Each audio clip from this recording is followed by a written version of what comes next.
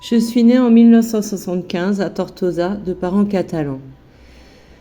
En 1979, mes parents se séparent et mon père apprend que ma mère fréquente un autre homme. Il s'oppose à me laisser vivre avec elle et préfère me faire garder par des bonnes chez mon grand-père paternel. À ce moment-là, je vois encore ma mère le week-end. À cette époque, le divorce est interdit en Espagne.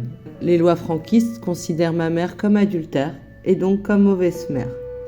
Déchue de son autorité parentale, je ne vois ma mère qu'une fois tous les 15 jours. Au sommet de la souffrance, elle décide alors de prendre la fuite vers l'Argentine avec moi, âgée de 6 ans. Son nouveau compagnon décide de partir avec nous. Elle est accusée d'enlèvement d'enfants. Mon père lance l'Interpol après nous. Ma mère et mon beau-père risquent la prison. C'est un régime juridique où les enfants sont la propriété des pères.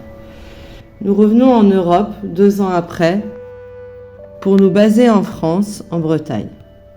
Mon père me retrouve en 1986 alors que j'ai 11 ans. Je renoue avec ma famille paternelle. J'étudie le droit à Brest et à 23 ans, je pars travailler pendant 7 ans à Valencia comme avocate spécialisée en droit des étrangers. Mon rêve romantique d'immigré qui rentre au bled en prend un coup. Je ne me fais pas du tout à l'Espagne. Je me sens appartenir à Patria Migrante. Mon lien à la Catalogne est conflictuel. Bien que j'aime le delta de l'Èbre et le paysage dont je suis issue, je ne me sens pas concernée par les revendications nationalistes et je préfère parler espagnol à catalan. Je suis intimement étrangère à mon origine. Je prends la pleine mesure aussi d'être française, même si en France je me sens espagnole. Comme tous les entre-deux, je suis de partout et de nulle part.